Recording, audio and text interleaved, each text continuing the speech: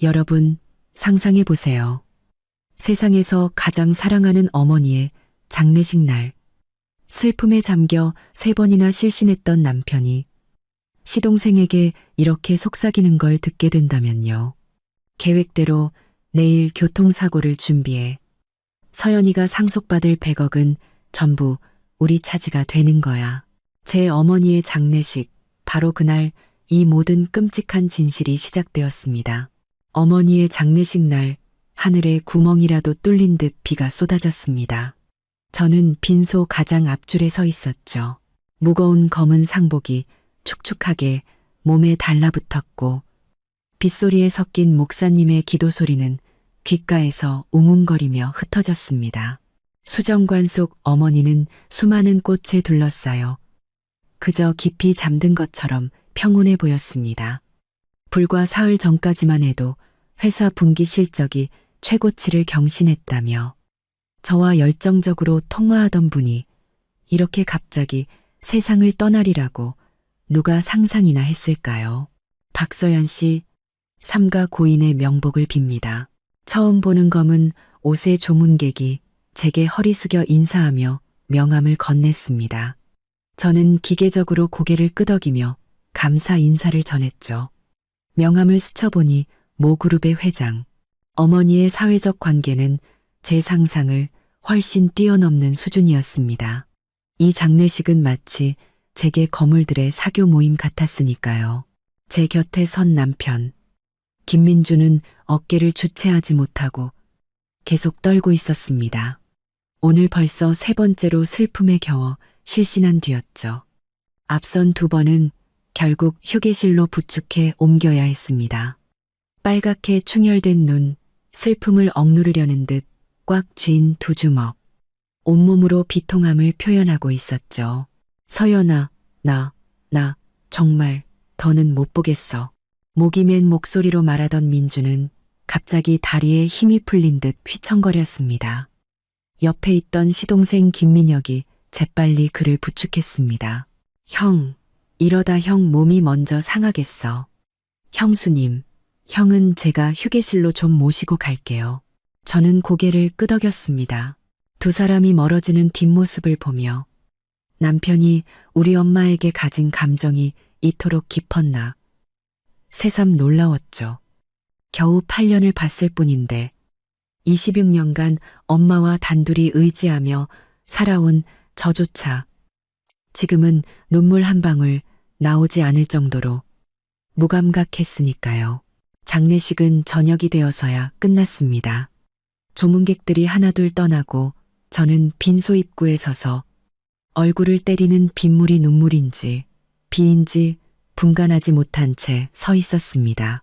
그때 어머니의 비서이자 오랜 친구였던 주희 이모가 다가와 제 손에 손난로를 쥐어주었습니다. 서연아, 너무 애쓰지 마. 어머님은 네가 이렇게 힘들어하는 거 원치 않으실 거야. 주희 이모의 손을 잡는 순간 문득 떠오른 것이 있었습니다. 어머니가 제게 남겨주신 손목시계, 마지막 생일 선물로 주셨던 그 시계를 휴게실 서랍에 두고 온 것이었죠. 이모, 저 잠시 가져올 게 있어요. 먼저 들어가세요. 휴게실은 빈소 뒤편에 긴 복도 끝에 있었습니다. 젖은 구두를 신고 또각거리며 걷는 소리가 텅 빈 복도에 울려 퍼졌습니다. 그리고 휴게실 문을 열려던 바로 그 순간 안에서 들려오는 대화 소리에 저는 그 자리에 얼어붙고 말았습니다. 형, 연기 좀 작작해. 3번이나 기절하는 게 말이 돼? 진짜인 줄 알았잖아. 김민혁의 목소리였습니다. 비웃음이 가득했죠. 네가 뭘 알아. 이럴 때일수록 연기를 확실하게 해야지. 김민준의 목소리는 얼음장처럼 차갑고 냉정했습니다. 방금 전까지 슬픔에 잠겨있던 사람이라고는 믿을 수 없을 정도로요. 박씨 집안 그 인간들, 보통 내기들이 아니야. 이 정도로 해야 내 진심을 믿어주지. 저는 입을 틀어막고 벽에 등을 기댔습니다. 심장이 미친 듯이 날뛰었죠. 유언장 확인은 됐어. 돈은 언제쯤 들어온대? 민혁이 재촉하듯 물었습니다. 내일 변호사가 발표한대. 그 노인네가 재산 90%를 서연이한테 남겼어. 100억이 넘어. 김민준이 비웃듯 말했습니다. 계획대로 내일 교통사고를 준비해. 서연이가 상속받을 100억은 전부 우리 차지가 되는 거야. 순간 제 온몸의 피가 차갑게 식었습니다. 차는 준비됐어. 브레이크 손봐 놨고 걔가 자주 다니는 그 남산 순환도로에서 김민혁의 목소리는 흥분에 차 있었습니다. 걱정 마, 완벽하게 사고처럼 보일 테니까. 닥쳐. 그런 얘기를 여기서 하냐? 김민준이 날카롭게 소리쳤습니다. 일단 나가서 얘기해. 발소리가 문 쪽으로 다가왔습니다. 저는 황급히 옆에 있는 화장실로 몸을 숨겼죠. 문틈으로 김민준과 김민혁이 빠르게 복도를 빠져나가는 뒷모습이 보였습니다. 김민준은 심지어 손수건으로 잊지도 않은 눈물을 닦는 신용까지 하고 있었죠. 저는 피맛이 날 때까지 아래 십수를 깨물었습니다. 거울 속 제 얼굴은 창백했지만 두 눈은 차가운 분노로 불타고 있었습니다. 8년의 결혼 생활, 2000일이 넘는 시간. 그 모든 것이 정교하게 설계된 사기극이었다니. 저는 세면대에 기댄 채 다리에 힘이 풀리는 것을 느꼈습니다. 어머니의 갑작스러운 죽음에 대한 의문들이 한꺼번에 머릿속을 스쳐 지나갔습니다.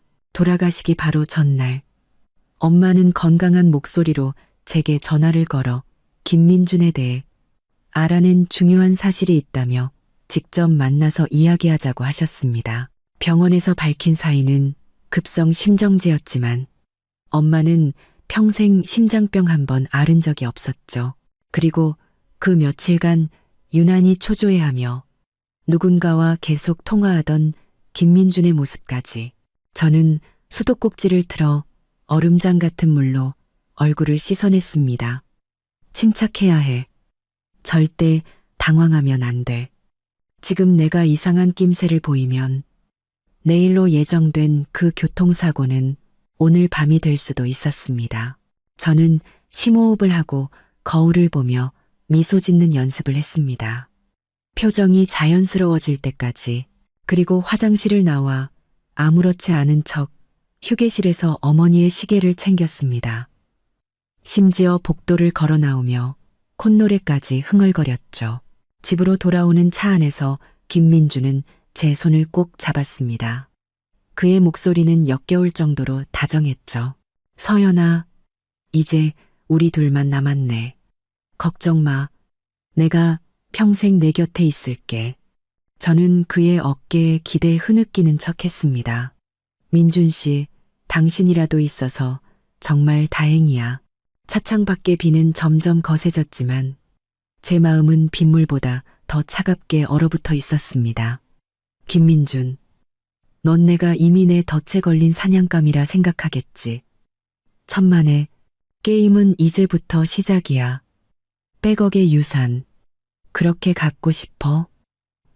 그럼 어디 한번 해봐. 마지막에 누가 누구를 잡아먹게 될지.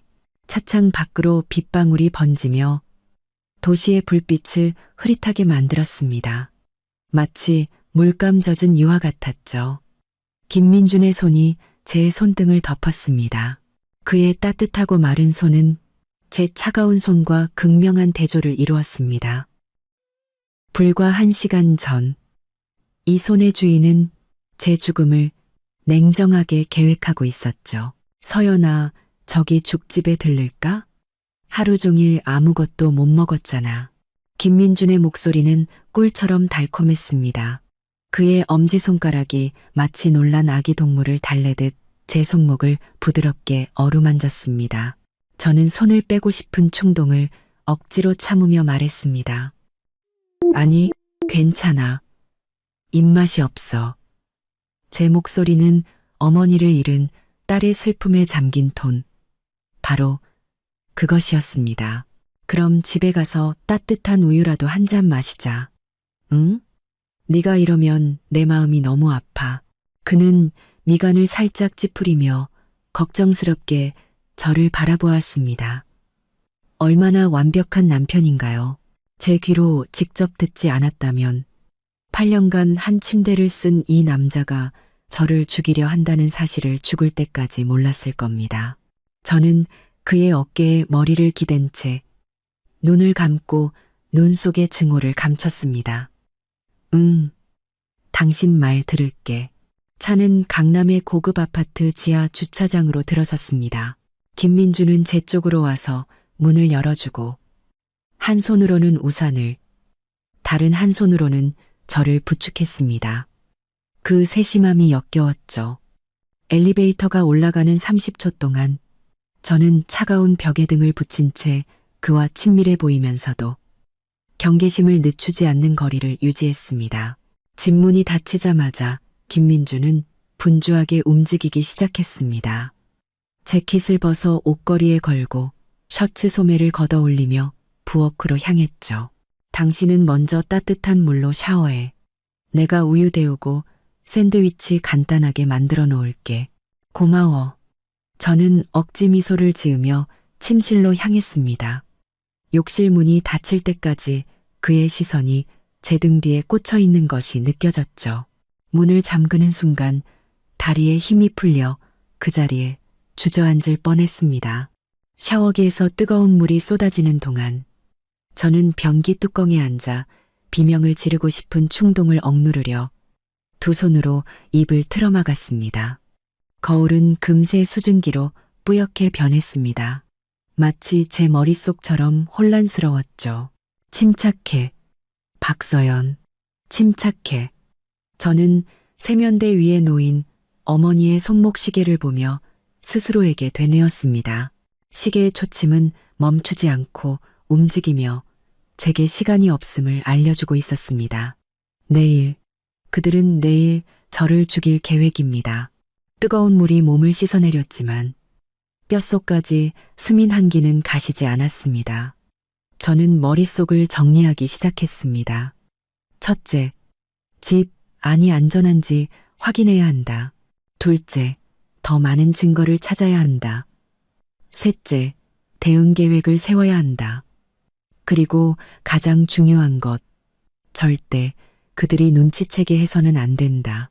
몸을 닫고 머리를 반쯤 말린 채 저는 창백한 얼굴로 욕실을 나섰습니다. 김민주는 이미 거실 테이블에 음식을 준비해 놓았죠. 우유에서는 김이 모락모락 피어올랐고 샌드위치는 제가 좋아하는 방식대로 깔끔하게 잘려 있었습니다. 어서 와서 좀 먹어. 그는 저를 의자에 앉히고 자신은 제 앞에 쭈그려 앉아 저를 올려다보았습니다. 그의 눈에는 가짜 걱정이 가득했죠. 서연아, 지금 네가 얼마나 힘든지 알아. 하지만 기억해, 넌 혼자가 아니야. 저는 우유를 한 모금 마셨습니다.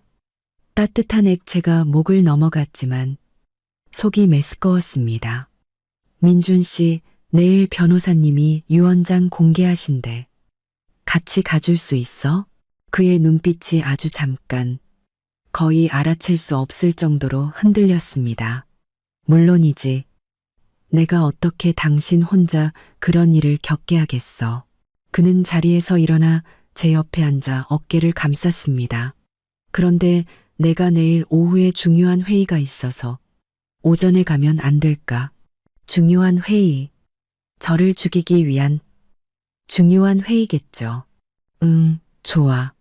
한 변호사님께 오전에 약속 잡는다고 할게. 저는 일부러 어머니의 변호사 이름을 언급하며 그의 반응을 살폈습니다. 김민준의 표정에는 아무런 변화가 없었죠. 그저 다정하게 제 머리를 쓰다듬을 뿐이었습니다.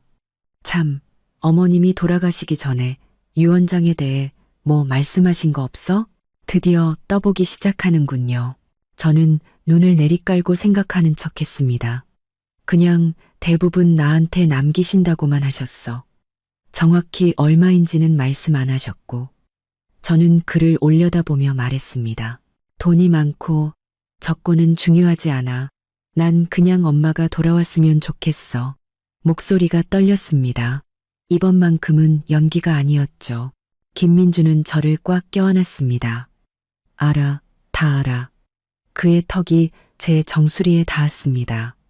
저는 그의 가슴에 기댄 채 규칙적인 심장 박동 소리를 들으며 생각했습니다.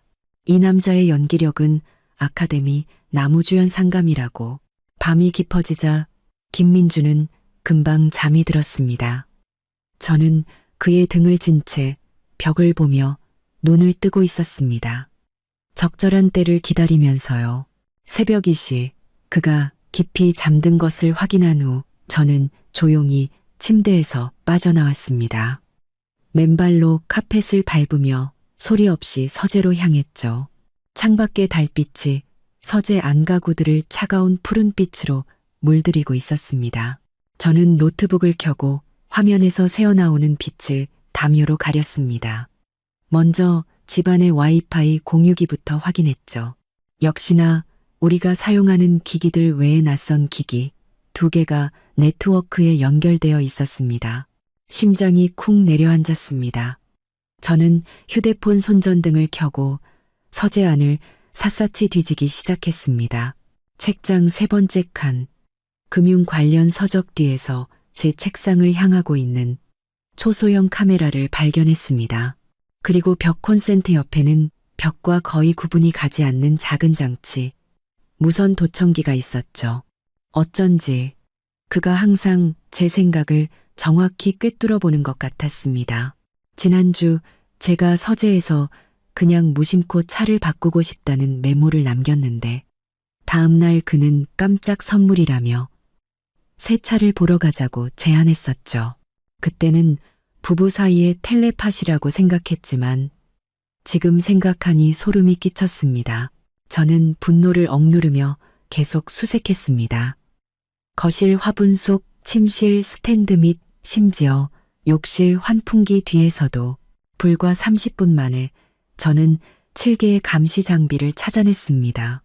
나의 집, 나의 결혼 생활, 이 모든 것이 정교하게 설계된 감시 실험에 불과했던 겁니다. 침대로 돌아오자 김민준이 뒤척이며 자연스럽게 제 허리에 팔을 둘렀습니다.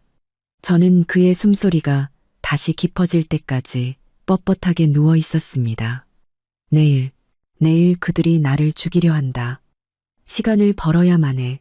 다음 날 아침 창문 틈으로 햇살이 비집고 들어올 때쯤 저는 이미 아침 식사를 준비하고 있었습니다. 김민준이 잠이 덜 깬 얼굴로 부엌에 들어와 뒤에서 저를 껴안았습니다. 목덜미에 그의 입맞춤이 느껴졌죠. 좋은 아침. 왜 이렇게 일찍 일어났어? 잠이 안 와서.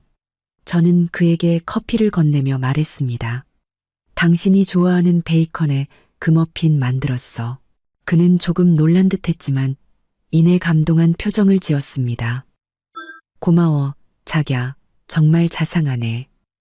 그는 접시를 받아들며 제 손바닥을 장난스럽게 긁었습니다. 한때는 저를 설레게 했던 이 작은 행동이 지금은 구역질만 나게 했죠. 한 변호사님이랑 9시 반에 약속 잡았어. 저는 오렌지 주스를 마시며 물었습니다. 당신 회의는 몇 시야? 오후 2시. 그는 머핀을 한 입 베어 물며 말했습니다. 맛있다. 회의는 2시간 정도 걸릴 거야. 끝나자마자 바로 당신한테 올게. 저는 고개를 끄덕이며 아무렇지 않은 척 물었습니다. 무슨 회의인데 그렇게 중요해? 미룰 수는 없어? 인수합병 건 최종 협상이야. 상대방 대표가 내일 바로 출국해서 어쩔 수가 없어. 30억짜리 계약이라 성사되면 내가 파트너로 승진할 수도 있고. 새빨간 거짓말. 김민주는 투자회사 부사장으로 일하고 있지만 제가 알기로 최근 회사에 그만한 규모의 인수합병 건은 없었습니다. 저는 고개를 숙이고 아침을 먹으며 눈 속의 경멸을 감췄습니다. 9시 정각. 우리는 변호사 사무실로 향했습니다. 김민주는 문을 열어주고 안전벨트를 매주는 등 시종일관 저를 챙겼습니다. 저는 차창 밖으로 빠르게 지나가는 풍경을 보며 생각했습니다. 이 20분의 드라이브가 아마 우리가 함께하는 마지막 여정이 될 거라고요. 그의 계획대로라면 말이죠. 한상원 변호사의 사무실은 도심의 오래된 오피스텔 꼭대기 층에 있었습니다. 엘리베이터 문이 열리자 저는 어머니의 오랜 친구인 주희 이모가 눈이 퉁퉁 부은 채로 서 있는 것을 보았습니다. 주희 이모. 저는 달려가 그녀를 껴안았습니다. 주희 이모는 어머니의 대학 동창이자 회사 창립 멤버로 제가 어릴 때부터 저를 봐오신 분입니다. 서연아, 그녀는 떨리는 목소리로 저를 꽉 안았습니다. 나 어제 막 해외에서 돌아왔는데 이럴 수가. 김민주는 저희가 진정될 때까지 옆에서 예의 바르게 기다렸다가 다가왔습니다. 주희 이모님, 심려가 크시겠습니다. 주희 이모는 그를 복잡한 눈빛으로 한번 쳐다보고는 고개만 끄덕였습니다. 그리고는 제게 말했죠. 한 변호사님이 안에서 기다리고 계셔. 같이 들어가자. 한상원 변호사는 자리에서 일어나 우리를 맞았습니다. 그는 40대 초반으로 몸에 잘 맞는 짙은 회색 정장을 입고 있었습니다. 차분하고 신뢰감 가는 분위기를 풍겼죠. 그는 20년간 어머니의 개인 변호사였고 제가 가장 믿는 사람 중 한 명이었습니다. 박서연 씨, 김민준 씨, 삼가 고인의 명복을 빕니다. 그의 목소리는 낮고 절제되어 있었습니다.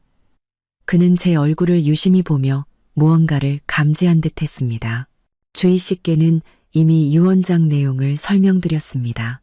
오늘 두 분께 정식으로 낭독하고 관련 절차를 진행하겠습니다. 우리는 테이블에 둘러앉았습니다. 한 변호사는 봉인된 서류 봉투를 꺼내 우리 앞에서 개봉했습니다.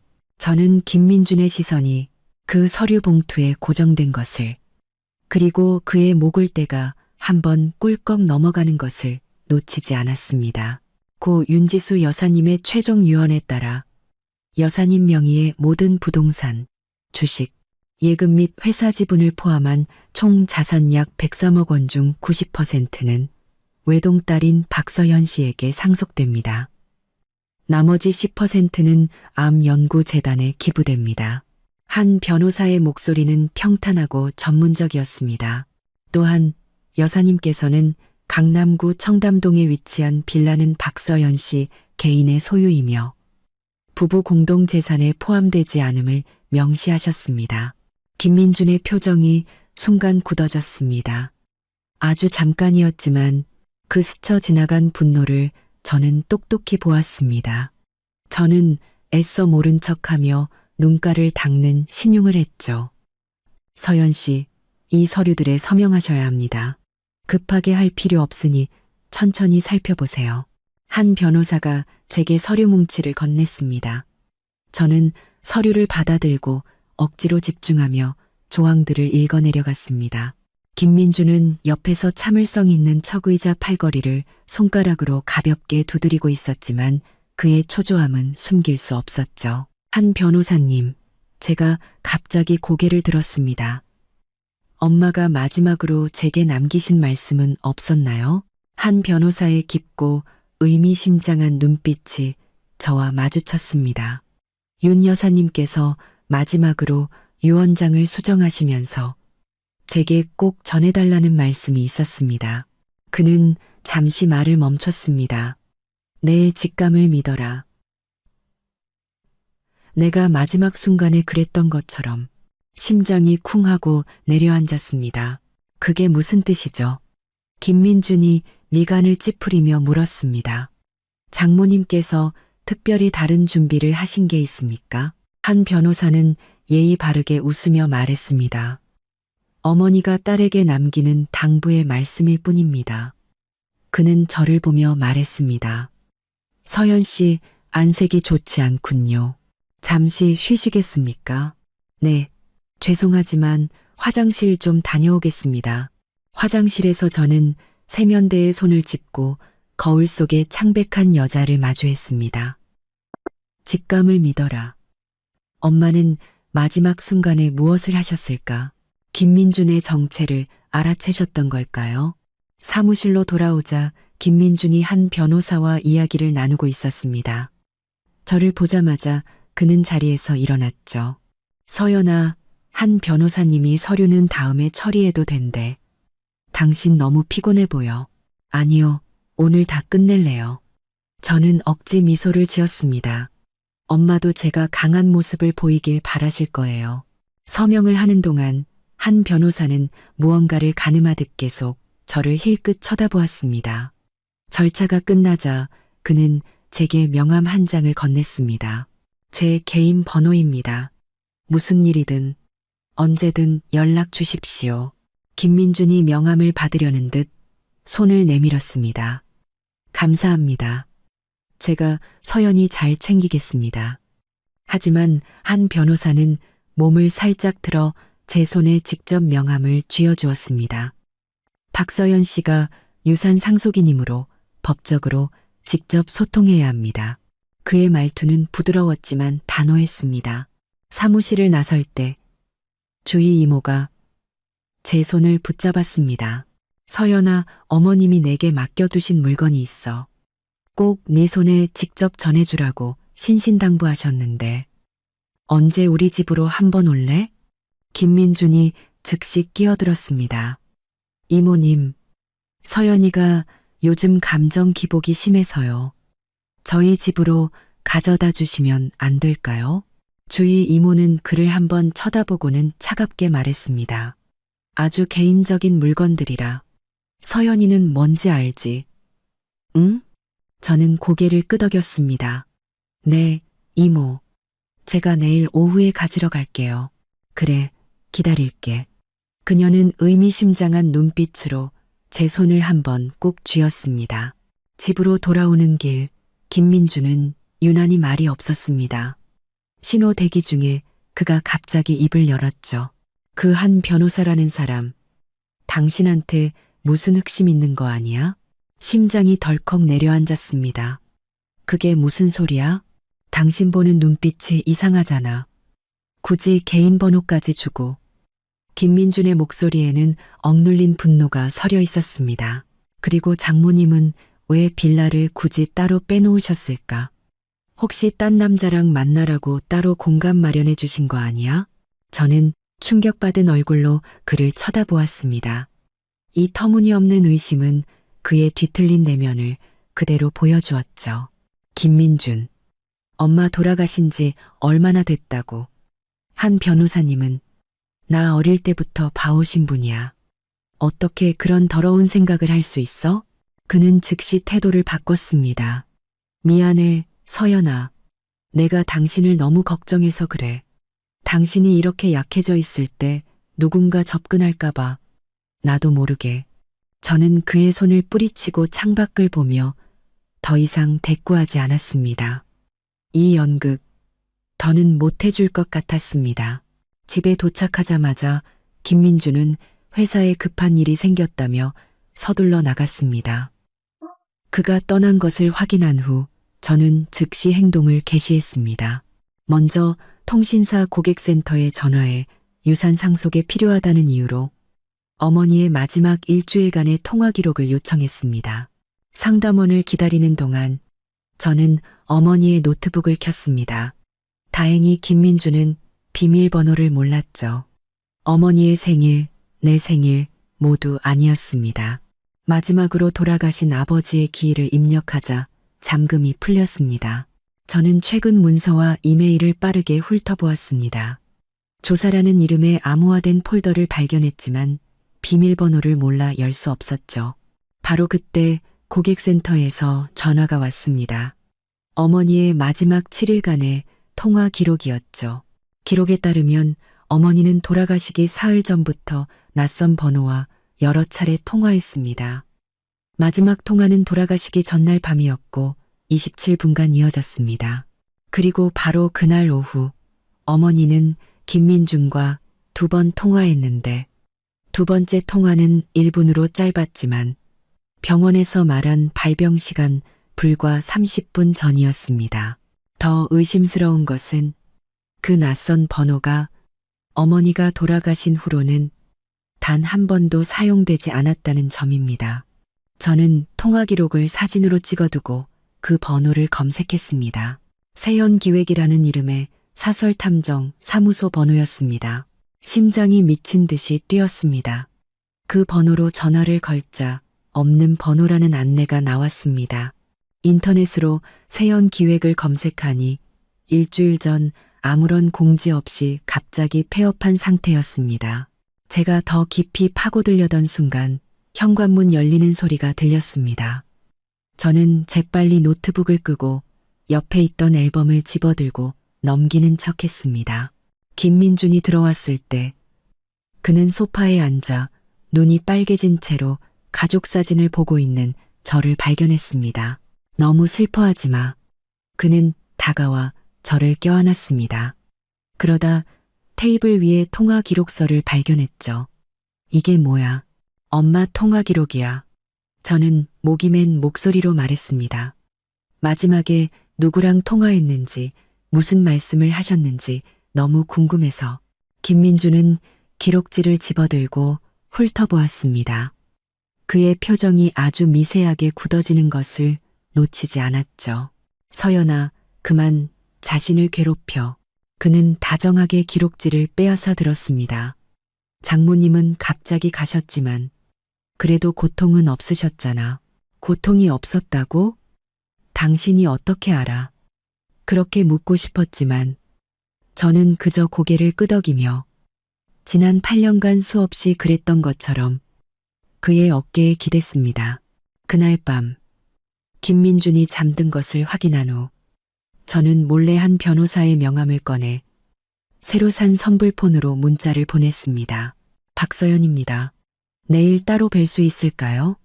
어머니의 죽음에 대해 의문이 있습니다. 3분 뒤 답장이 왔습니다. 오전 10시 서촌 카페. 안전에 유의하세요.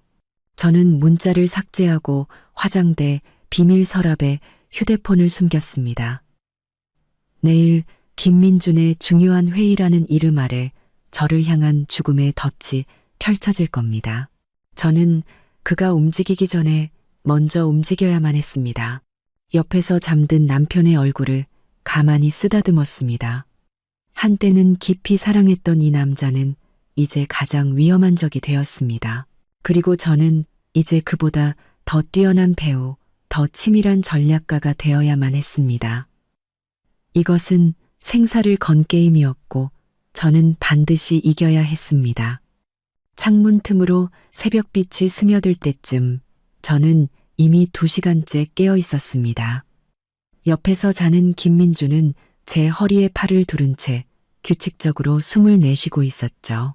마치 잠결에도 소유권을 주장하려는 듯이 저는 조심스럽게 그의 팔을 치우고 소리 없이 침대에서 내려왔습니다. 욕실 문을 닫자마자 세면대 수납장 비밀 공간에 숨겨둔 선불폰을 꺼냈습니다. 한상원 변호사의 답장이 화면에 떠 있었습니다. 오전 10시 서촌 카페. 안전에 유의하세요. 저는 재빨리 문자를 보냈습니다. 그가 오늘 교통사고로 저를 죽이려 합니다. 증거가 필요합니다. 문자를 보내고 기록을 삭제한 뒤 휴대폰을 다시 숨겼습니다. 거울 속 제 얼굴은 퀭했지만 입술은 긴장으로 바짝 말라 있었습니다. 저는 차가운 물로 얼굴을 씻어내며 다짐했습니다. 오늘 모든 것이 평소와 같아야 한다고. 특히 김민준의 그 날카로운 시선 앞에서 말이죠. 서연아. 노크 소리와 함께 잠긴 목소리가 들렸습니다. 괜찮아? 응, 괜찮아. 금방 나갈게. 저는 심호흡을 하고 잠옷 차림으로 욕실을 나섰습니다. 김민주는 이미 일어나 셔츠를 입고 있었죠. 아침 햇살에 비친 그의 긴 그림자가 바닥에 드리워져 있었습니다. 한때는 이 모습이 참 따뜻했는데 지금은 그의 손목에 채워진 작년에 제가 선물한 3천만 원짜리 롤렉스 시계만 눈에 들어왔습니다. 우리 엄마가 준 돈으로 산 시계였죠.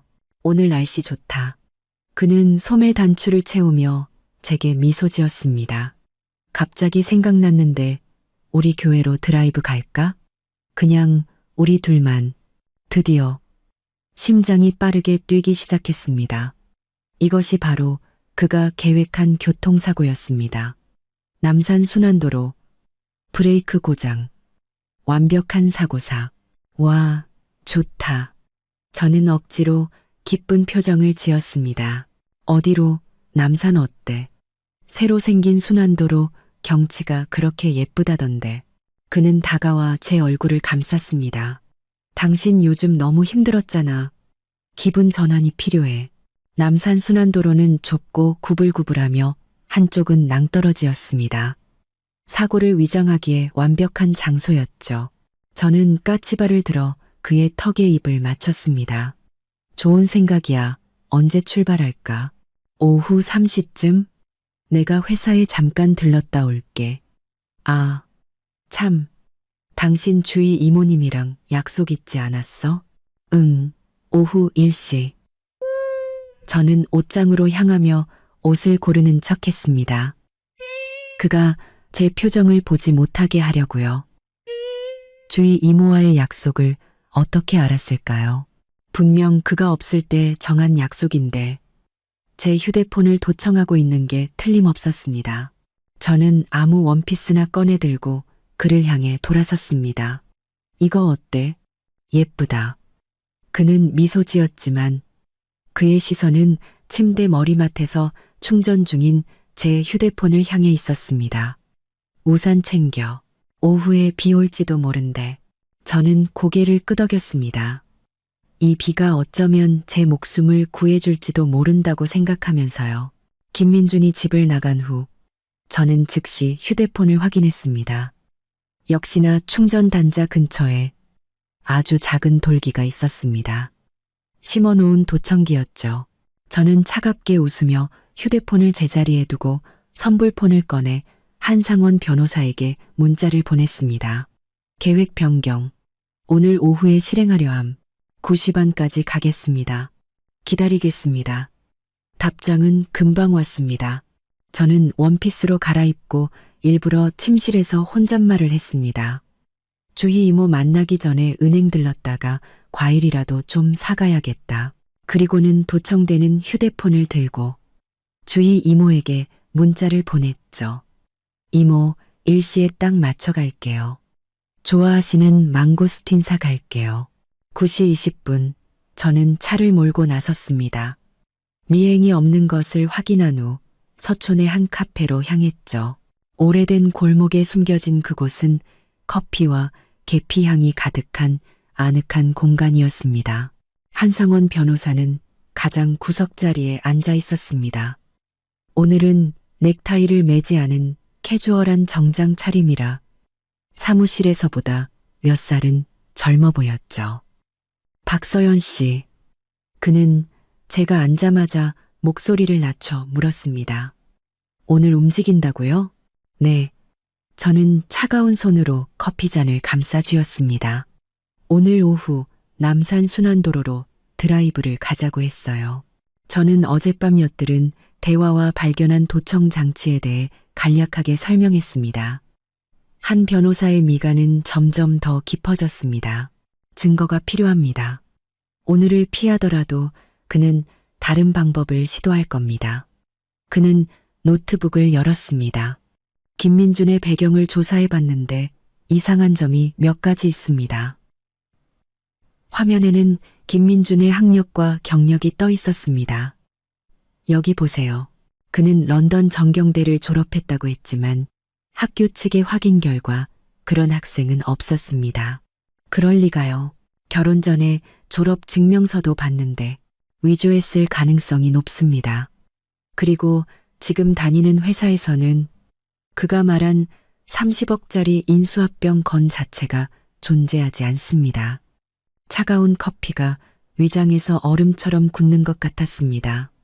8년의 결혼 생활이 거짓 위에 세워져 있었다니. 가장 의심스러운 건 한 변호사가 목소리를 더 낮췄습니다. 그와 동생 김민혁이 5년 전에 사기 혐의로 조사를 받았다는 겁니다. 증거 불충분으로 기소되진 않았지만요. 5년 전. 그건 바로 김민준이 갤러리에서 저와 우연히 마주쳤던 그때였습니다. 투자사 대표라는 이름으로 나타나 예술에 대한 놀라운 식견을 뽐내며 제 마음을 사로잡았었죠. 계획된 사기 결혼이었어요.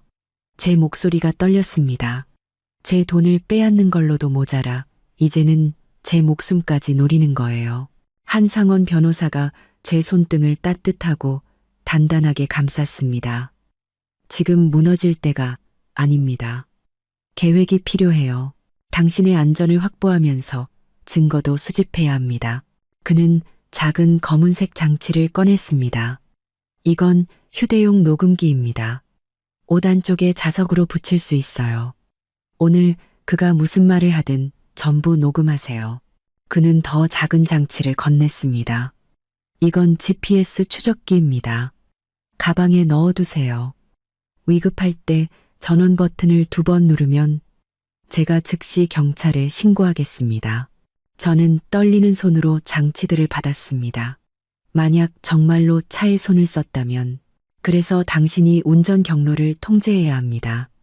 남산은 가지 않겠다고 핑계를 대고 사람이 많고 길이 좋은 곳으로 가세요. 만약 그가 굳이 위험한 길로 가자고 고집한다면 그 자체가 증거가 될 겁니다. 우리는 몇 가지 세부 사항을 더 논의했습니다. 헤어지기 전 한 변호사는 마지막으로 당부했습니다. 기억하세요. 무슨 일이 있어도 침착해야 합니다. 당신의 안전이 최우선입니다. 차에 올라타자 다리에 힘이 풀렸습니다. 시계는 11시 40분을 가리키고 있었죠. 주희 이모와 만나기까지는 1시간 남짓. 저는 먼저 은행으로 가 어머니가 남겨두신 금고를 확인하기로 했습니다. 은행 금고에 차가운 공기가 훅 끼쳐왔습니다. 직원의 안내를 받아 들어간 작은 방에서 열쇠를 꽂고 비밀번호를 돌리자 금고 문이 열리며 어머니의 필체가 적힌 편지 봉투가 툭 떨어졌습니다. 사랑하는 내 딸 서연에게. 저는 떨리는 손으로 봉투를 열었습니다. 안에는 열쇠 하나와 쪽지가 들어있었죠. 남산 빌라 서재, 왼쪽에서 3번째 서랍 비밀 공간. 내 남편을 조심하렴. 엄마. 쪽지 뒷면에는 정유라라는 이름과 전화번호가 적혀 있었습니다. 주희 이모는 강남의 오래된 고급 주택가에 살고 있었습니다. 문을 열어준 이모는 눈이 퉁퉁 부은 채로 저를 껴안았습니다. 서연아, 너 얼굴이 반쪽이 됐구나. 거실에 들어서자 짙은 차 향기가 풍겼습니다. 주희 이모는 소파에 저를 앉히고는 제 손을 꼭 잡았습니다. 서연아, 어머님이 돌아가시기 일주일 전에 날 찾아오셨어. 몹시 불안해하셨지. 왜요? 김민준에 대해 뭔가 알아내셨다고 했어. 사설 탐정을 고용해서 그를 조사하고 있다고. 사설 탐정. 그 없는 번호의 주인이었군요. 뭘 알아내셨는데요? 주희 이모는 책장 뒤에서 작은 금고를 꺼냈습니다. 어머님이 이걸 내게 맡기시면서 혹시 당신께 무슨 일이 생기면 꼭 내 손에 직접 전해주라고 하셨어. 그녀가 비밀번호를 누르자 금고 문이 열렸습니다. 안에는 서류 뭉치와 사진 몇 장이 들어있었죠. 저는 가장 위에 있는 사진을 집어들고는 숨을 멈췄습니다. 사진 속에서 김민주는 어떤 여자와 다정하게 어깨동무를 하고 있었습니다. 날짜는 3달 전이었죠. 이건 제 목소리가 나오지 않았습니다. 주희 이모가 사진을 보고는 숨을 들이켰습니다. 이건 정유라잖아. 김민준 전 여자친구. 정유라. 김민준이 저를 만나기 전 평화롭게 헤어졌다고 했던 바로 그 여자. 하지만 사진 속 2사람은 누가 봐도 연인 관계였습니다. 저는 다른 서류들을 넘겨보았습니다. 사설 탐정의 보고서였죠. 김민준과 정유라의 여러 차례에 걸친 비밀 만남과 대화 내용이 상세히 기록되어 있었습니다. 계획은 순조로워. 박서연은 날 완전히 믿고 있어. 레스토랑에서 정유라에게 말하는 김민준의 목소리가 글자를 뚫고 들리는 듯 했습니다. 그 여자 유산 상속받으면 사고로 위장해서 처리할 거야. 늘 하던 대로 7대3. 이번엔 100억이야. 3알만 먹기엔 너무 아깝지 않아? 정유라의 목소리가 이어졌습니다. 바보야. 7알은 남들 보여주기용이지. 실제로는 전부 우리 거야. 민혁이 몫은 내가 알아서 처리할 거고. 눈물이 시야를 가렸습니다. 이것은 단순한 사기 결혼이 아니었습니다. 오래전부터 계획된 살인 계획이었죠. 서류 뭉치 가장 아래에는 어머니의 메모가 있었습니다. 서연아, 김민준과 김민혁이 5년 전부터 우리 집안을 노리고 접근한 것 같다. 내 아버지가 남긴 광산 지분 때문이야. 그들이 이제 수단과 방법을 가리지 않을까 걱정된다. 내일 모든 걸 직접 말해주마. 조심하렴. 누구도 믿지 마라. 엄마, 날짜는 어머니가 돌아가시기 바로 전날이었습니다. 서연아, 서연아, 주희 이모가 제 어깨를 흔들었습니다. 너 얼굴이 새하얘. 무슨 일이야? 저는 기계적으로 서류들을 그녀에게 건넸습니다. 주희 이모는 서류를 읽고는 입을 틀어막았습니다. 세상에, 이건 살인 계획이잖아. 그뿐만이 아니에요. 제 목소리가 낯설게 들렸습니다. 엄마의 죽음도 사고가 아닌 것 같아요. 주희 이모의 얼굴이 하얗게 질렸습니다. 어제 장례식 끝나고 병원에 이 박사님이 그러시더라.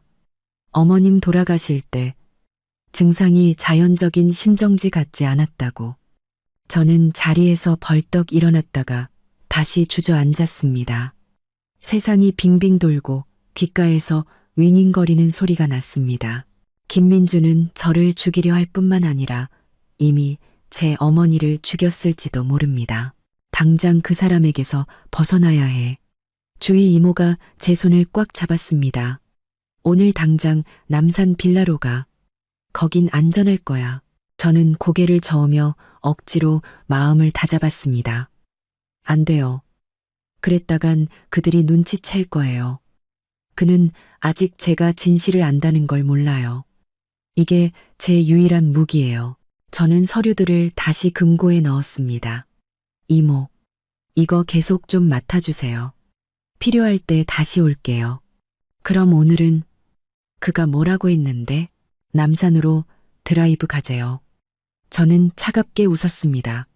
그게 그가 계획한 사고겠죠. 절대 가면 안 돼. 주희 이모가 소리쳤습니다. 가야만 해요. 저는 그녀의 손을 잡았습니다. 하지만 준비는 철저히 할 거예요. 이모, 만약 저한테 무슨 일이 생기면 이 자료들 전부 한상원 변호사님께 전해주세요. 주희 이모의 눈에서 눈물이 흘러내렸습니다. 서연아, 어머님이 아시면 엄마는 너무 많은 걸 아셨기 때문에 돌아가신 거예요. 저는 나지막이 말하며 어머니가 남긴 직감을 믿어라는 말의 의미를 비로소 깨달았습니다. 주희 이모의 집을 나설 때는 거의 이 시가 다 되어 있었습니다. 저는 차에 앉아 즉시 한상원 변호사에게 문자를 보냈습니다. 전 여자친구 정유라와 공모한 사실 확인. 어머니 또한 살해당한 것으로 추정됨. 오늘 계획대로 진행합니다. 차에 시동을 걸기 전 저는 정유라의 전화번호를 다시 한번 보았습니다. 그녀에게 연락해 볼까 하는 대담한 생각이 스쳤지만 지금은 더 시급한 일이 있었습니다. 김민준의 로맨틱한 드라이브. 3시간 뒤면 생사를 건 게임이 시작될 겁니다. 집에 돌아오니 김민준이 이미 와 있었습니다. 그는 부엌에서 과일을 준비하고 있었죠. 주희 이모님 댁에 다녀왔어? 그가 뒤도 돌아보지 않고 물었습니다. 저는 도청되는 휴대폰이 주머니에서 미끄러져 나오도록 일부러 가방을 소파에 던졌습니다. 엄마 옛날 사진 몇 장 주셨어. 김민준이 몸을 돌렸습니다. 그의 얼굴에는 따뜻한 미소가 걸려 있었죠. 드라이브 갈 준비됐어? 남산 꼭대기 레스토랑 예약해놨어. 노을 보면서 저녁 먹자. 아내를 죽이기 전 마지막으로 함께 노을을 감상하겠다니. 이 얼마나 로맨틱한가요? 저는 억지로 미소를 지었습니다. 좋은 생각이야. 옷 좀 갈아입고 올게. 2층으로 올라가는 동안 그의 시선이 제 등 뒤에 모처럼 박혀 있는 것이 느껴졌습니다. 침실 문을 닫자마자 저는 가방에서 녹음기와 GPS 추적기를 꺼내 한 변호사가 알려준 대로 속옷 안쪽과 청바지 주머니에 각각 숨겼습니다. 그리고 일부러 튼튼한 청바지와 가죽 부츠를 골랐죠. 차가 정말로 통제불능이 된다면 원피스보다는 이 차림이 저를 더 잘 보호해 줄 테니까요. 아래층으로 내려오자 김민준이 차키를 챙기고 있었습니다. 내 랜드로버 타고 가자. 시야가 좋잖아. 그의 차는 최근에 정비를 받았죠. 바로 그때 손을 썼을 가능성이 높았습니다. 아니, 내 미니 타고 싶어. 한동안 안 몰았더니 김민준의 표정이 순간 굳어졌지만 이내 평소의 미소로 돌아왔습니다. 그래, 당신 좋을 대로 해. 문을 나서려던 순간 저는 갑자기 생각났다는 듯이 말했습니다. 아, 맞다. 카메라. 이렇게 멋진 풍경을 안 찍으면 너무 아깝잖아.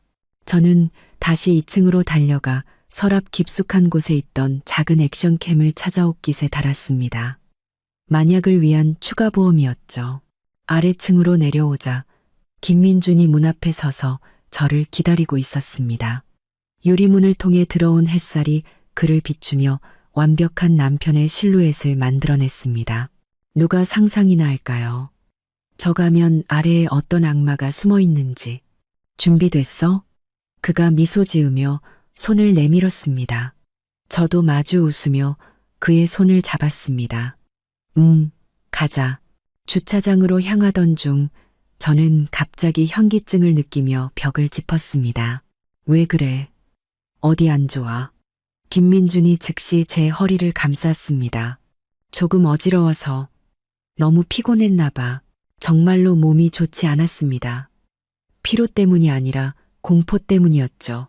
제 목숨이 이 한 줄에 매달려 있는데 그 줄을 쥔 남자가 걱정스러운 척 제 얼굴을 쓰다듬고 있었습니다. 그럼 다음에 갈까? 그의 목소리에는 가짜 걱정이 가득했습니다. 다음에 그는 다른 방법으로 저를 죽이려 하겠죠. 아니, 가고 싶어. 그런데 우리 장소 좀 바꾸면 안 될까? 저는 갑자기 바다가 보고 싶어졌습니다. 남산은 너무 멀어. 김민준의 미간이 아주 미세하게 찌푸려졌습니다. 하지만 레스토랑 예약했는데 나 정말 바다 보고 싶단 말이야. 저는 그의 어깨에 기대 애교를 부리는 척했습니다. 응? 우리 해안도로 드라이브 가자. 거기 내가 아는 멋진 해산물 레스토랑 있는데 해안도로는 넓고 평탄하며 관광객과 식당으로 가득했습니다. 사고를 위장하기에는 최악의 장소였죠. 김민주는 망설였습니다. 이것이 바로 제가 원했던 반응이었습니다. 그가 남산을 고집한다면 그건 그의 마음에 흉계가 있다는 증거니까요. 알았어. 당신 좋을 대로 해. 결국 그는 양보했지만 눈빛은 흔들리고 있었습니다. 내가 남산 레스토랑 예약 취소할게. 그가 옆으로 가서 통화하는 동안 저는 재빨리 한 변호사에게 문자를 보냈습니다. 해안도로로 변경. 그가 꺼리는 눈치임. 그리고 기록을 삭제했죠. 김민주는 다시 웃는 얼굴로 돌아왔습니다. 다 해결됐어. 가자, 나의 아티스트. 제 미니쿠퍼는 주차장 가장 안쪽에 있었습니다. 김민주는 자기가 운전하겠다고 했고, 저는 기쁜 척하며 동의했습니다. 이렇게 하면 만약 차에 문제가 생겼을 때 모든 책임은 그에게 돌아갈 테니까요. 차가 아파트를 빠져나가 오후에 도로에 합류했습니다. 김민주는 우리가 함께 즐겨 듣던 재즈 음악을 틀었죠. 한때는 이런 순간들이 더할 나위 없이 행복했는데 지금은 그가 언제 행동을 개시할까 하는 생각뿐이었습니다. 요즘 작품 구상하는 거 있어? 그가 한 손으로는 운전대를 잡고 다른 한 손은 자연스럽게 제 허벅지 위에 올리며 물었습니다. 응, 조금. 저는 창밖을 보며 대답했습니다. 본질과 현상에 대한 작품을 그려볼까 해. 철학적이네. 그가 피식 웃었습니다. 그렇지? 사람들은 늘 겉모습에 속으니까. 저는 고개를 돌려 그의 눈을 똑바로 쳐다보았습니다. 예를 들면 완벽해 보이는 결혼 생활 뒤에 정교하게 설계된 사기극이 숨어 있다거나 제 허벅지 위에 있던 그의 손가락이 순간 굳어졌다가 다시 풀렸습니다. 예술가들은 역시 생각이 많아. 그래도 내가 사랑하는 당신의 모습이지. 사랑이라는 단어가 그의 입에서 나오니 역겨울 뿐이었습니다. 저는 창밖을 보며 침묵했고 녹음기는 이 치명적인 대화를 조용히 담고 있었습니다. 해안도로에 진입하자 김민주는 안절부절 못하며 계속 시계를 쳐다봤습니다. 해안도로는 범행 장소로 적합하지 않았기에 그는 계획을 수정해야만 했을 겁니다. 저기 전망대에 잠시 멈출까? 사진 좀 찍고 싶은데.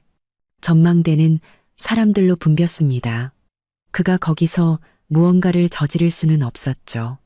김민주는 고개를 끄덕이며 방향 지시등을 켰습니다. 차에서 내린 후 저는 일부러 느릿느릿 사진을 찍으며 그의 반응을 살폈습니다. 그는 난간에 기대어 귀에 휴대폰을 바싹 붙이고 통화 중이었습니다. 제가 살짝 다가가자 그의 낮은 목소리가 들렸습니다. 계획이 바뀌었어. 오늘은 안 되겠다. 응. 여기는 사람이 너무 많아. 내일 다시 방법을 찾아보자. 저를 발견한 그는 황급히 전화를 끊고 웃는 얼굴로 다가왔습니다. 사진 잘 나왔어? 응, 그럭저럭. 누구랑 통화했어? 회사 일. 그는 제 어깨를 감쌌습니다. 배고프지? 밥 먹으러 가자. 레스토랑에서 김민주는 제가 좋아하는 해물 모듬과 화이트 와인을 주문하는 등 유난히 친절했습니다. 저는 그가 손대지 않은 음식만 조심스럽게 먹었고 와인도 한 모금만 마셨습니다. 그가 음식에 무슨 짓을 했을지 알 수 없었으니까요. 해가 질 무렵 우리는 해변을 걸었습니다. 김민준이 갑자기 멈춰서더니 주머니에서 작은 상자를 꺼냈습니다. 서연아, 요즘 네가 너무 힘들어해서. 그는 모래사장에 한쪽 무릎을 꿇고 상자를 열었습니다. 안에는 눈부신 다이아몬드 반지가 들어있었죠. 이건 우리 결혼 기념일에 주려고 미리 맞춰둔 거야. 하지만 지금 내게 작은 기쁨이라도 주고 싶었어. 저는 그의 뻔뻔함에 할 말을 잃었습니다. 이게 뭔가요? 오늘 살인 계획이 실패했으니 이 반지로 제 경계심을 무너뜨리려는 걸까요? 저는 감동해서 말을 잇지 못하는 척하며 반지를 받았습니다. 너무 예쁘다. 고마워. 그는 일어나서 저를 깊이 껴안았습니다. 사랑해, 서연아. 우리 이 힘든 시간 꼭 같이 이겨내자. 저는 그의 가슴에 기댄 채 이것이 제가 본 가장 완벽한 연기라고 생각했습니다. 제 손안의 반지는 마치 뜨거운 숯덩이처럼 느껴졌죠. 집으로 돌아올 때는 제가 운전하겠다고 고집했습니다. 그가 술을 마셨다는 핑계를 댔죠. 김민주는 반대하지 않았습니다. 이것은 제 추측을 더욱 확신하게 했습니다. 그는 원래 차에 손을 썼지만 차와 경로가 바뀌는 바람의 계획을 실행하지 못한 것이었습니다. 집에 도착하자마자 저는 샤워를 핑계로 녹음 장비와 카메라를 확인했습니다. 뜨거운 물이 몸을 씻어내렸지만 온기는 전혀 느껴지지 않았습니다. 오늘 위기는 넘겼지만 김민주는 분명 곧 다른 방법을 시도할 겁니다.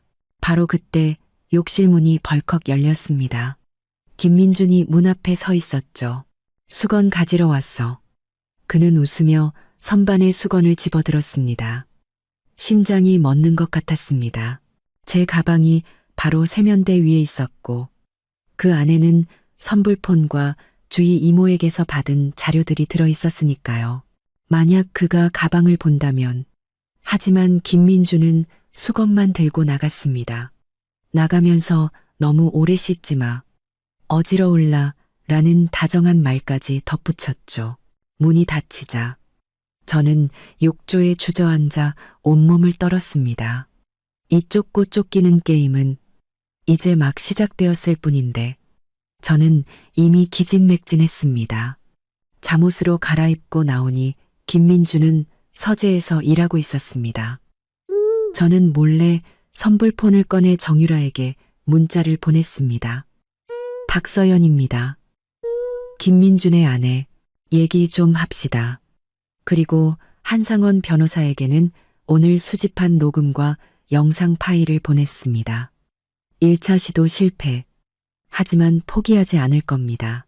정유라에 대한 정보가 더 필요합니다. 침대에 누워 천장을 바라보며 생각에 잠겼습니다. 내일 김민주는 어떤 방법을 시도할까? 가스 누출, 강도 위장, 아니면 더 은밀한 독살. 옆자리가 푹 꺼지며 샤워를 마친 김민준이 누웠습니다. 오늘 즐거웠어? 그가 나지막이 물었습니다. 응, 아주. 저는 지난 8년간 수없이 그랬던 것처럼 그의 품에 파고들었습니다. 고마워, 민준 씨. 잘 자. 내일은 더 좋은 날이 될 거야. 그가 제 이마에 입을 맞췄습니다. 저는 눈을 감으며 생각했습니다. 그래, 내일은 더 좋은 날이 될 거야. 나에게는. 왜냐하면 이제 사냥꾼은 사냥감이 되었고 나 박서연은 더 이상 당하기만 하는 어린 양이 아니니까. 이 죽음의 게임 이제 막 시작되었을 뿐이고 나는 반격할 준비가 되어 있었다. 창문 틈으로 새벽빛이 스며들 때쯤 저는 꿈에서 깊은 나락으로 떨어지고 있었습니다. 잠에서 깨어났을 때 김민준의 팔은 여전히 제 허리에 둘러져 있었죠. 저는 조심스럽게 그의 팔을 치우고 욕실로 향했습니다.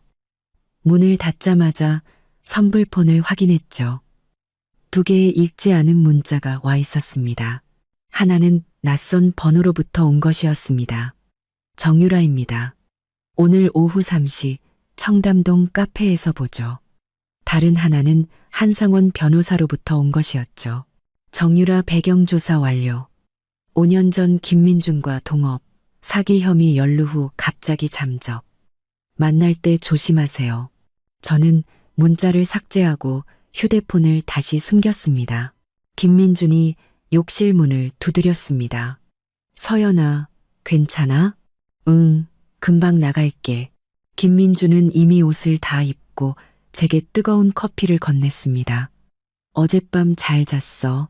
저는 마시는 척만 했습니다. 그의 살인 계획을 안 이상 그가 주는 것은 무엇이든 입에 댈 수 없었죠.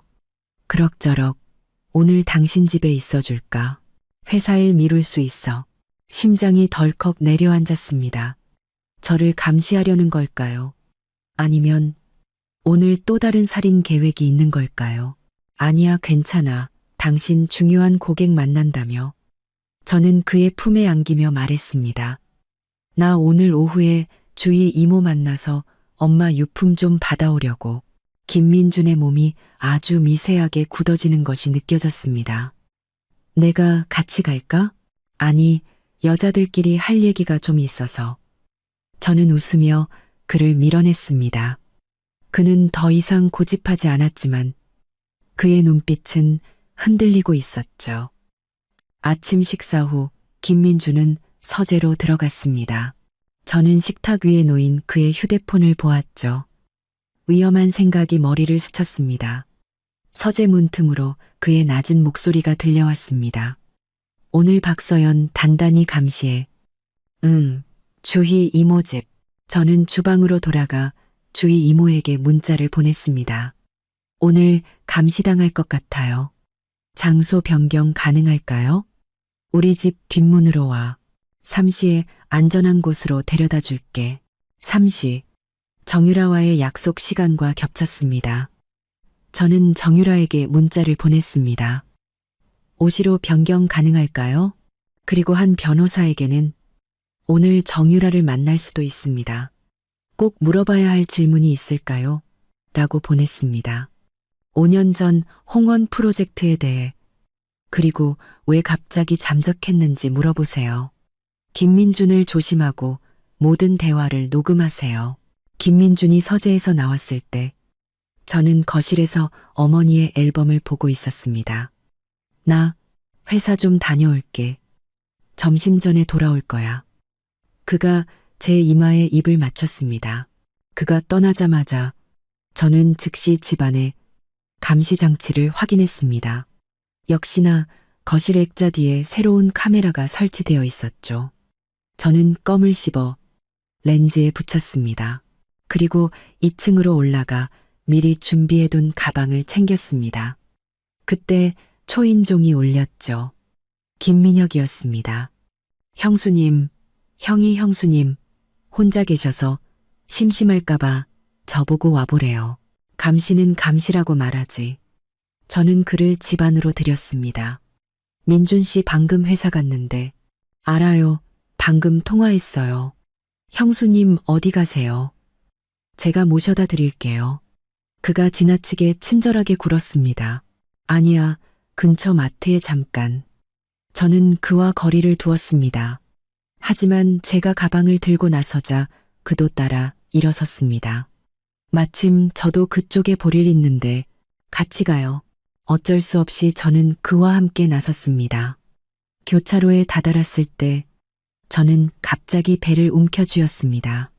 아, 나 배가 너무 아파. 근처에 약국 있어? 저기 모퉁이 돌면 바로 있어요. 미안한데 지사제 좀 사다 줄래? 나 도저히 못 걷겠어. 스맥타.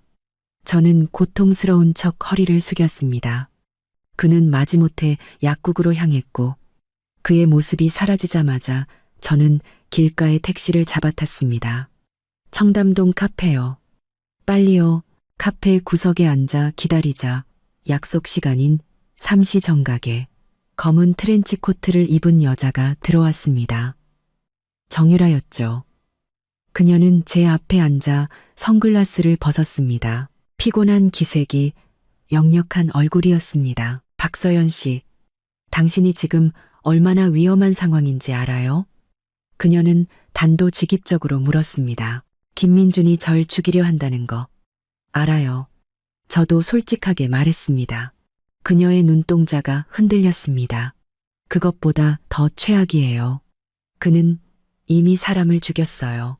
온몸의 피가 차갑게 식었습니다. 우리 엄마요? 그녀는 고개를 끄덕였습니다.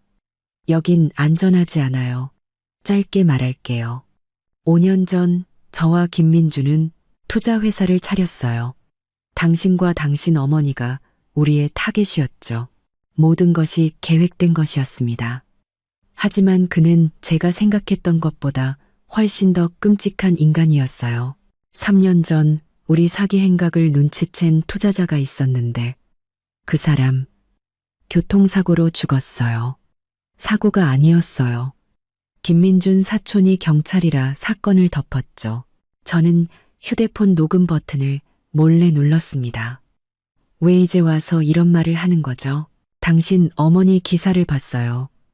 수법이 너무 똑같아서. 그녀는 가방에서 봉투를 꺼내 제게 건넸습니다. 이건 김민준이 심정지를 유발하는 약물을 구매한 기록이에요. 제가 빼돌려서 제 목숨 부지용으로 가지고 있었죠. 왜 경찰에 신고하지 않았어요? 증거가 없었어요. 그리고 전 그가 무서워요. 하지만 당신은 그의 아내잖아요. 더 많은 증거에 접근할 수 있을 거예요. 그녀가 자리에서 일어났습니다. 전 이만 가봐야겠어요. 그가 알면. 잠깐만요. 홍원 프로젝트가 뭐죠?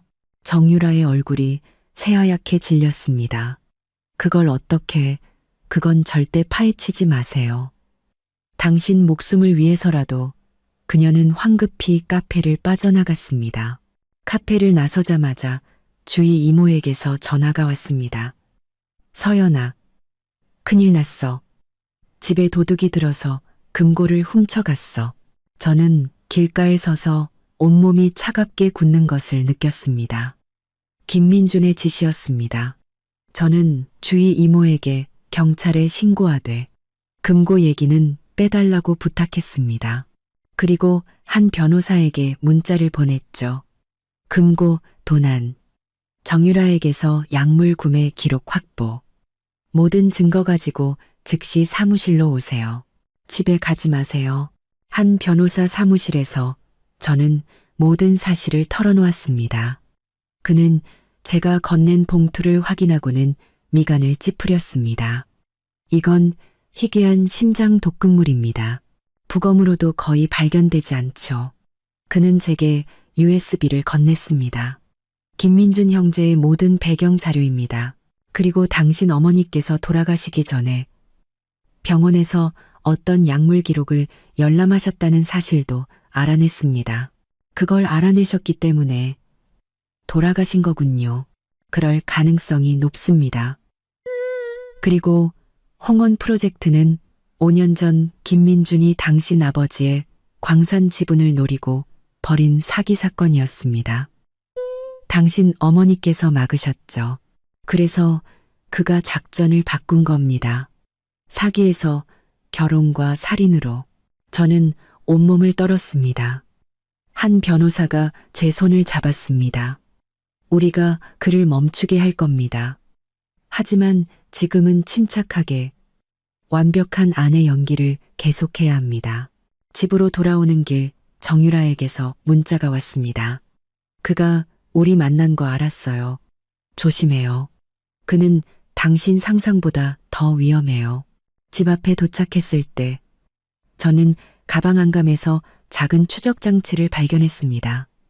김민혁이 붙인 것이었죠. 저는 그것을 떼어 길고양이 목걸이에 붙였습니다. 문을 열자 김민준이 저를 맞았습니다. 그의 얼굴은 폭풍전야처럼 어두웠죠. 어디 갔었어? 주위 이모가 당신 안 왔다는데. 저는 마트 봉투를 흔들어 보였습니다. 마트 가서 장 봐왔지. 당신 맛있는 거 해주려고.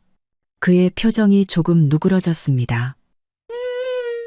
저녁 식탁에서 저는 주위 이모 집에 도둑이 들었다는 얘기를 꺼냈습니다.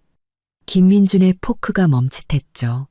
저는 그를 떠보기 위해 다행히 엄마가 남기신 중요한 서류들은 은행에 보관해서 괜찮대요 라고 말했습니다. 그의 눈빛이 흔들렸습니다.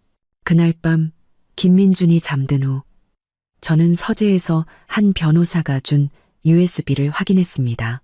홍원이라는 이름의 암호화된 폴더를 어머니 생일로 열자 충격적인 내용이 드러났습니다.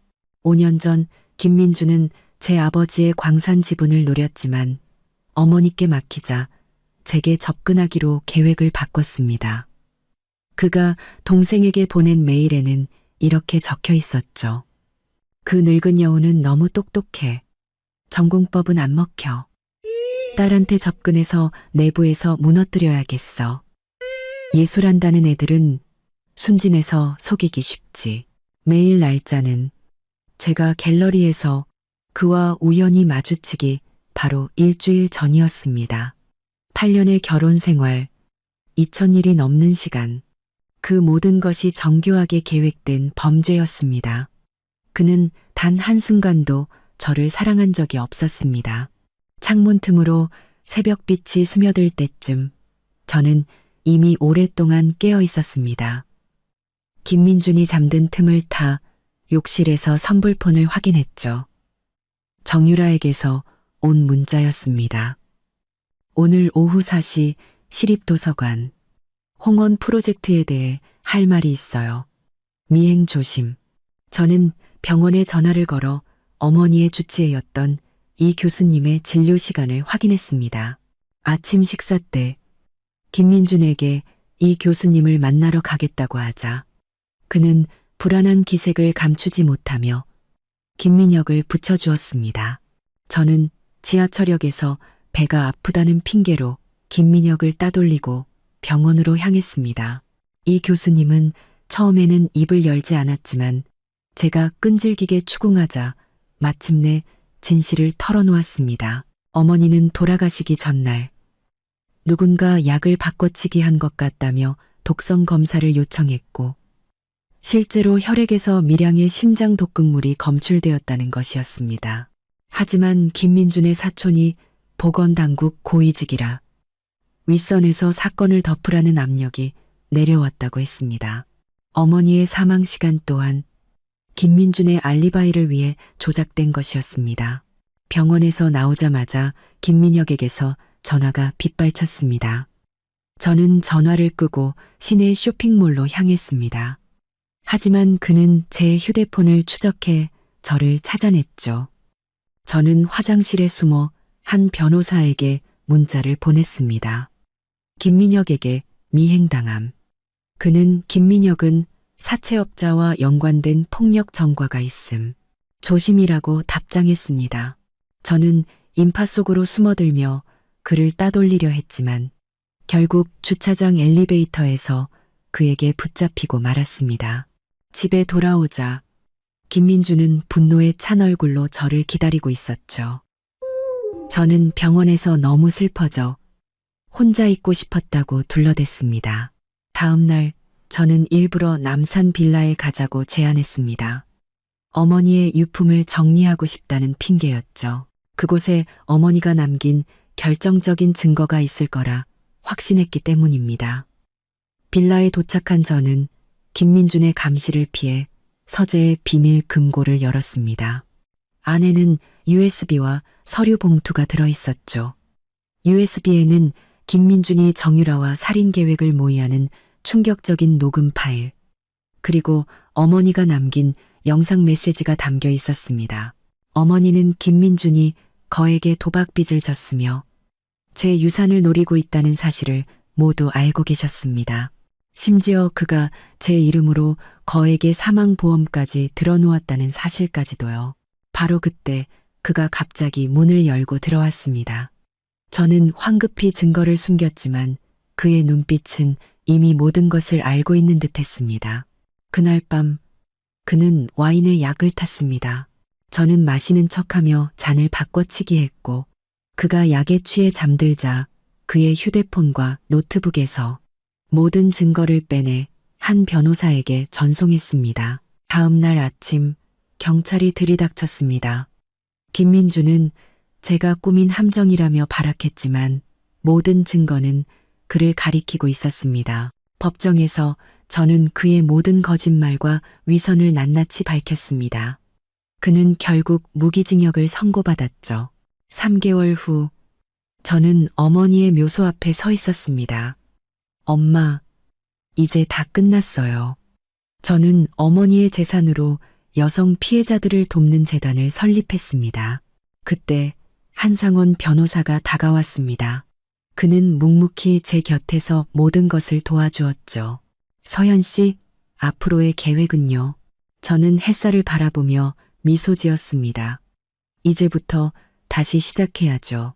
차를 타고 묘소를 빠져나오며 저는 더 이상 과거에 얽매이지 않기로 다짐했습니다. 길고 긴 악몽은 끝났고 제 앞에는 새로운 삶이 펼쳐져 있었습니다.